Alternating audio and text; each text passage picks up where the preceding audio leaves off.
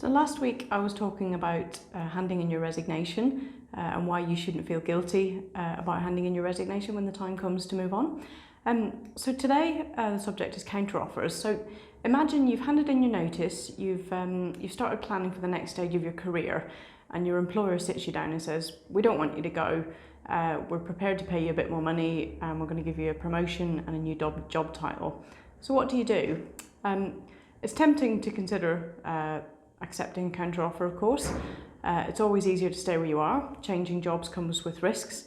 However, at Blue's Point, we feel that it's actually riskier to accept a counteroffer for reasons that you might not understand at the time. It can leave you very vulnerable. And the reason we know this is because we've seen it time and time again working in recruitment. It can work out, of course. Some people who accept a counteroffer can go on to have a great career with their employer, but it's good to know what the risks are, and that's what I'm going to talk about today. So there's 4 points I want to make. So the first one is you get a pay rise and you get a new job title, but why does your employer suddenly think that you deserve it now when they didn't think this before? Why does it have to take your resignation landing on their desk before they've actually offered you any more money?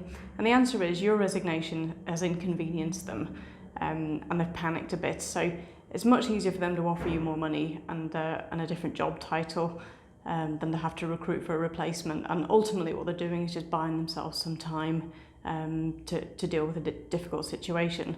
You should also ask yourself, where has that money come from that they've suddenly thrown at you? Is it from your next pay rise? Is that what you're getting early? So that's worth bearing in mind.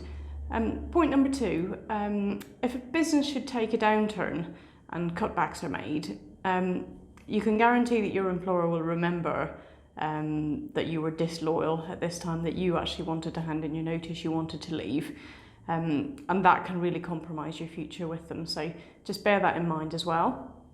And the third point is, this is an important one.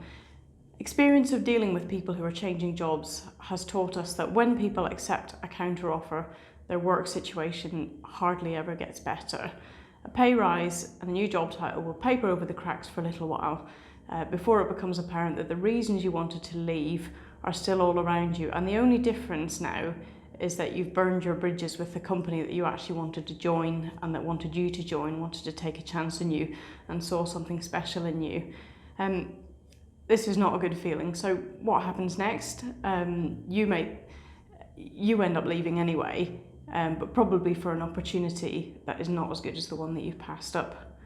And point number 4 is, who knows what's best for you? Is it your employer or is it you? So you've made this decision to move on. What your employer is saying to you when they make you a counteroffer is that essentially you don't know what's best for yourself. And I would certainly dispute that. I suspect that you know better than they do. So don't fall for it. Don't allow them to buy you. All of this is based on facts. Occasionally we'll have candidates here that decide to accept counteroffers and stay where they are.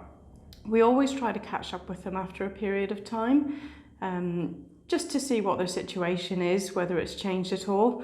And almost always it's the case that they completely reject their decision, that they regret their decision to accept a counteroffer. Nothing has changed, they're back on the market again, looking for a new job.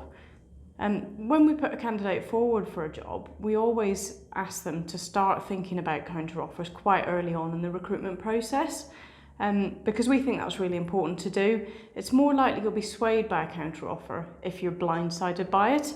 So it's very flattering to know your employer doesn't want you to leave. But if it's something that you've already taken into consideration, you're anticipating a counteroffer, and you've already had that conversation in your head, it's something that you can deal with a lot more capably than if you are blindsided by it.